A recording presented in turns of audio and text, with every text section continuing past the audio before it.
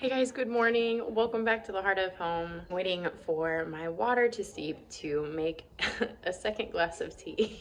I was drinking my tea earlier, which this kind of works out because I actually wanted to make a London fog, and when I realized that we had our milk from the farm in and that was a possibility this morning, I already had my green tea bag steeping, so I was a little disappointed. But as I was drinking it, I just absolutely choked on it and spewed it everywhere. I've got Silas on the OG Roots and Refuge videos.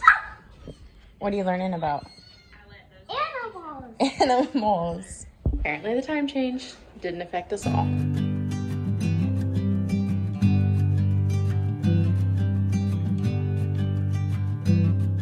Slight intermission, way to take my husband to work. We're at the armory right now, but we are about to head back home and get some seeds started. It is supposed to be a high of 69 degrees today, which is such a teaser because I still feel like we're so far away from planting anything outside for that matter. So far away from May, which is when our last frost date is. But I will say this warm weather it's sneaking up on me, which I'm already 10 days behind on my planting schedule. So I'm gonna go ahead and combine the two planting dates that I had for March.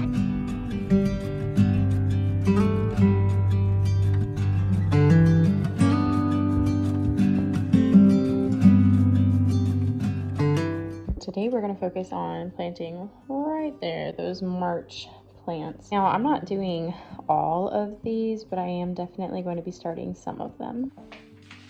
We've been gone, I feel like so much. It really hasn't been that much, but it's been enough that it's thrown off my schedule of keeping things planted and watered and the lights turned on and turned off. I told you guys in a previous video, but our greenhouse setup is not ideal.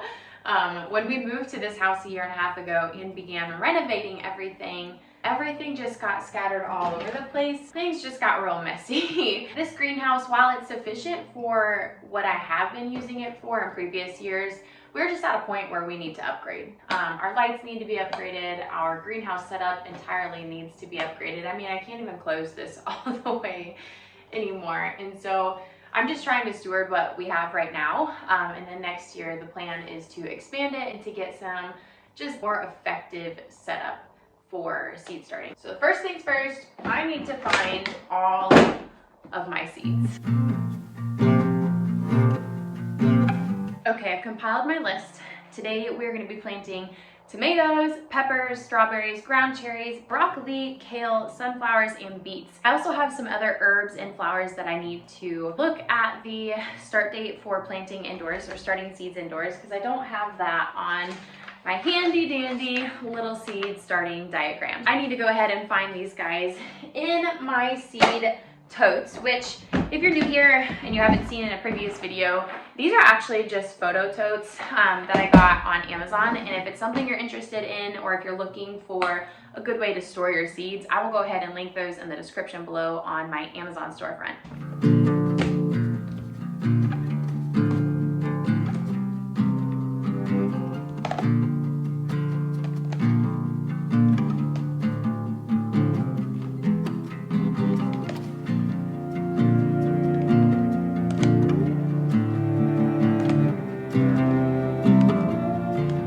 Like so many seeds.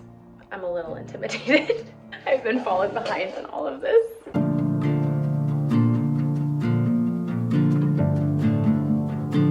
I have a bunch of just old plastic pots that I had used with previous plants, or like my mom has collected and given to me.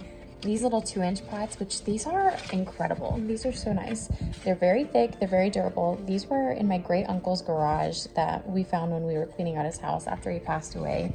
And he had so many of them, and he didn't even garden. So it was just a gem of a find. I've got a bunch of little 2-inch and 4-inch pots in here, as well as, like, you can see the traditional forms that like tomatoes come in, or like perennial flowers in here. So while plastic pots aren't, I mean, my ideal choice or my first choice, ideally I would love to be soil blocking so that I'm not having to use plastic at all, even though it's really not that big of a deal.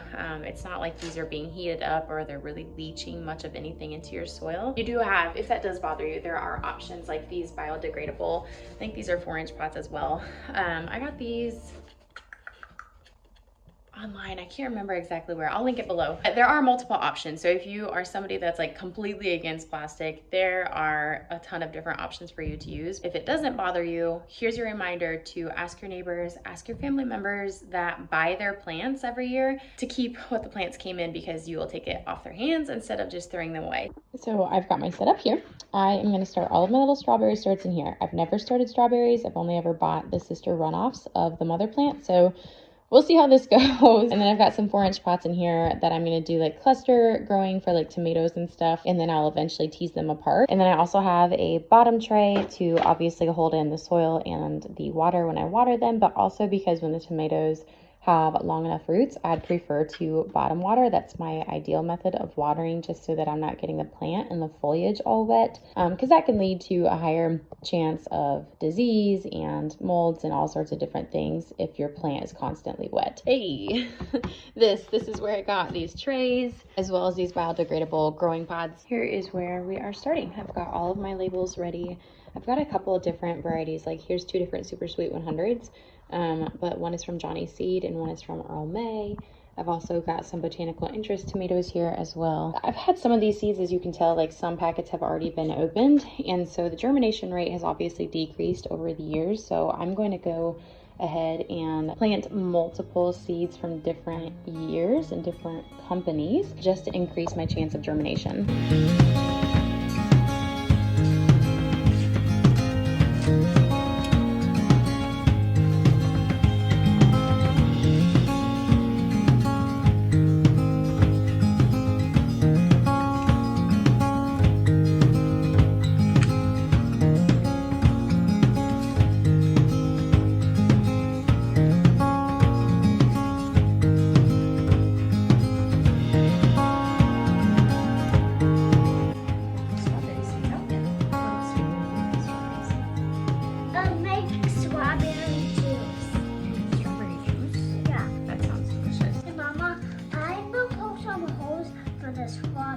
Okay.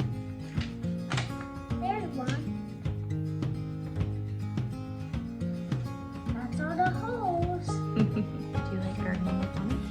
Yep. Why do we garden inside too? We start seeds inside because it's too cold for them to be outside. But if we start them indoors, they get a head start. Hello friends, welcome to our home day. I have a monster truck shirt on from my party, and I was at Monster Jam. You did go to Monster Jam. All right, so all the tomatoes and the ground cherries are planted. I'm gonna go ahead and find the strawberry seeds for Silas because he wants to plant those, and our pepper seeds. Strawberry! You ready to plant them? Yeah. Hello, Mama. Hello, baby. All right, itty bitty seeds. Itty itty bitty. Very hard to see. See? See them? Put them in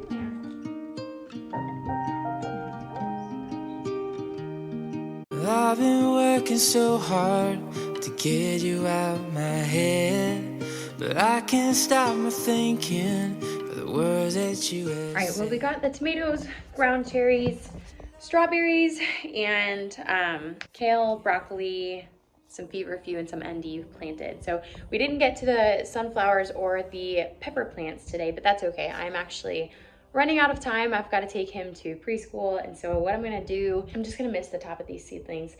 You don't want to pour water directly into soil you just sowed seeds into, or else you're just gonna wash the seeds away. And it could even push them deeper and they wouldn't make it to the surface after they germinate. Just keep the soil wet. If you keep the soil wet, the seeds should germinate. If it dries up, you have a chance of drying up your seedling and it won't germinate. It won't come to the surface. But anyways, this is what I'm planning for the 6 to 8 week mark from our last frost here in zone 5. If you are planting anything, if you are starting seeds at home, go ahead and let me know in the comments below what you started this week and what zone you're growing in. Until then, I'll catch you guys on the next video. See ya.